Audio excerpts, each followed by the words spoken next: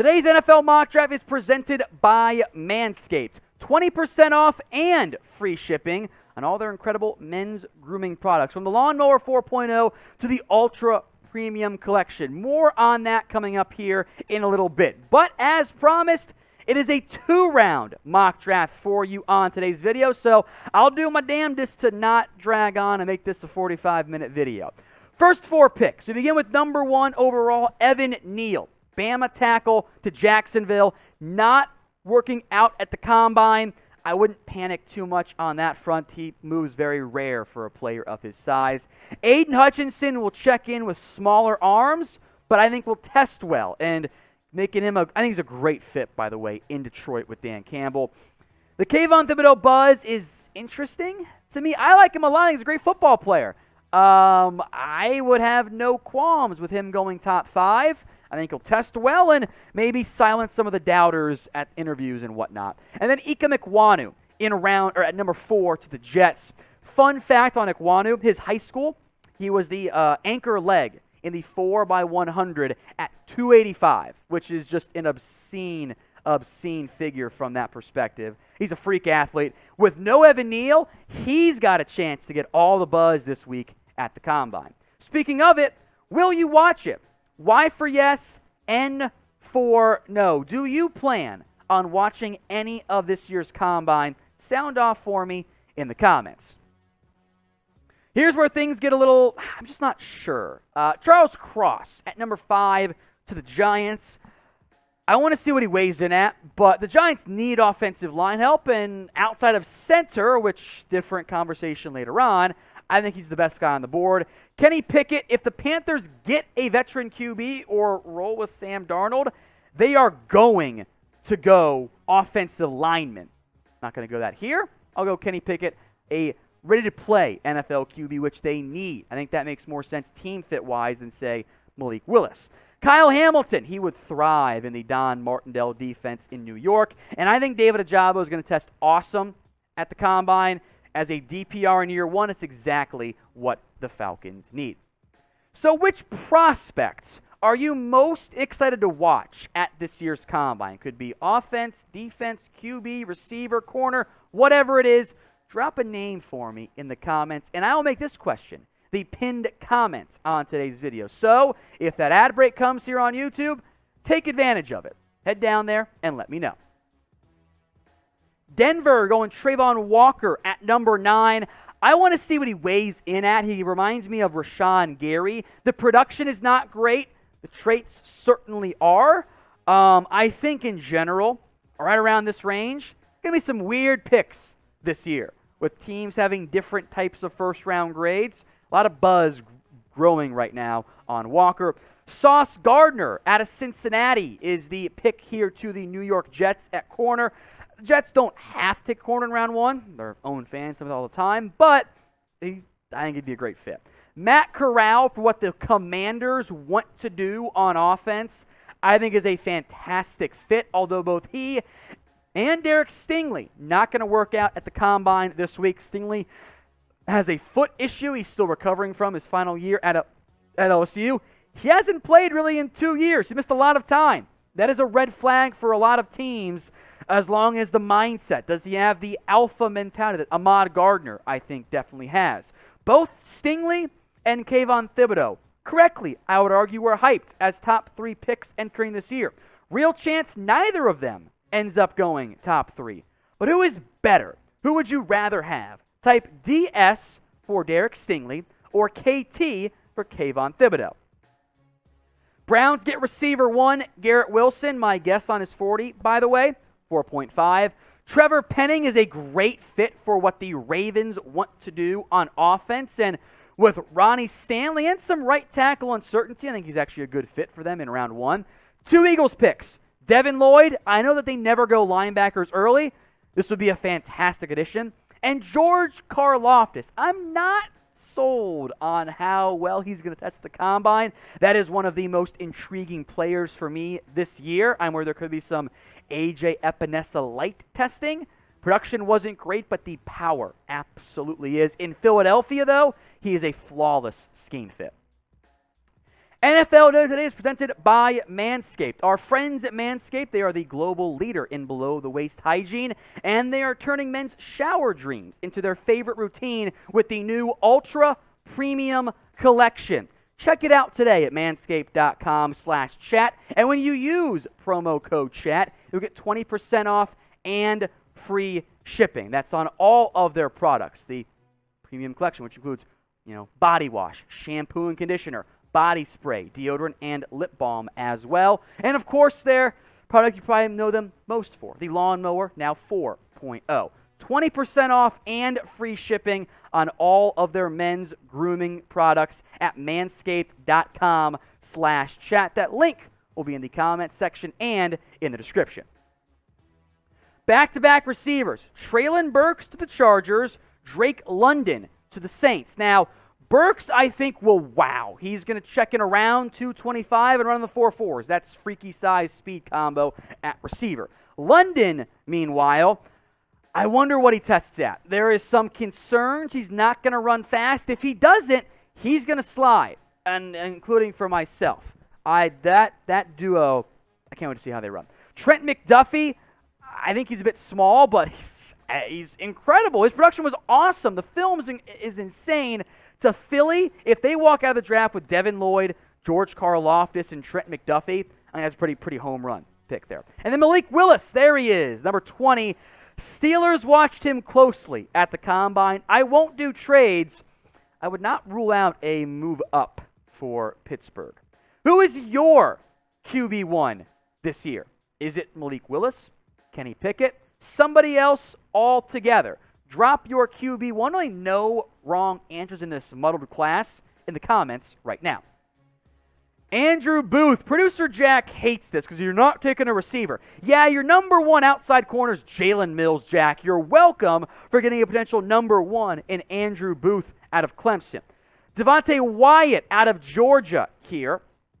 I think he's going to test well. If you want a pass rushing 3 technique type, this might be defensive tackle number 1. We'll get to his teammate in a little bit.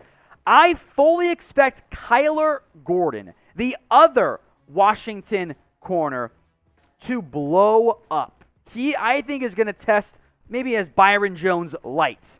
And Arizona loves their Washington Huskies corners, or DBs. I think it makes sense.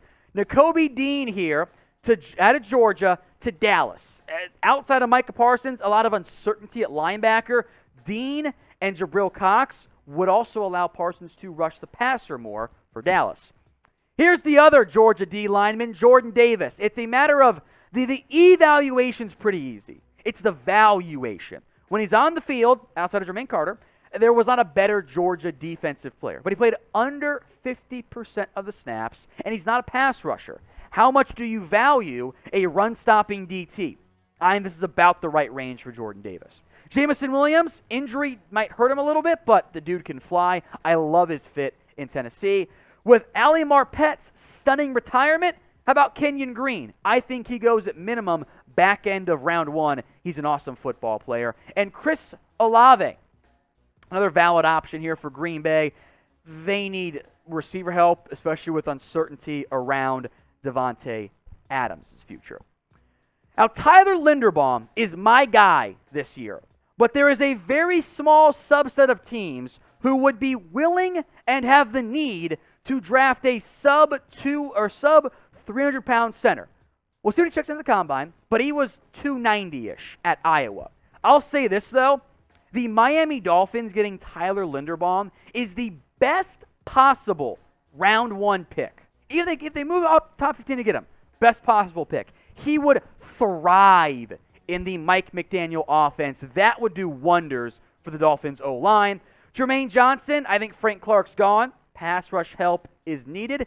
I love the fit of Zion Johnson for the Bengals at left guard. I'm going to keep mocking that one as long as he's on the board. Instant starter day 1 at left guard. And the Lions going Sam Howell at the back end of round 1. Get that 5th-year option on a player. They got to watch closely at the Senior Bowl this year. Round 2 is coming up. Before we break that down, though, got the best NFL coverage on YouTube. Free daily videos on everything going on around the NFL, so subscribe right now.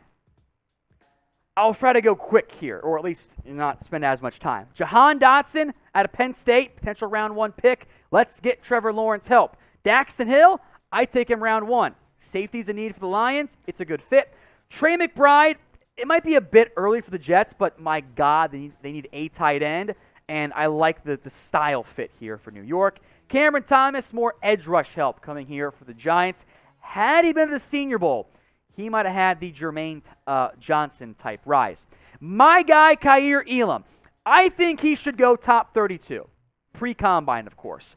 NFL doesn't appear to be as high on him. Both he and Roger McCreary, I would love to take late round 1. So for Houston and Denver to get them here, I think is fantastic value. Jaquan Brisker to the Jets as your other safety option. I think he's borderline round 1 talent. Good value there. And David Bell out of Purdue fills a nice need for the Chicago Bears, since I don't think Allen Robinson ends up coming back.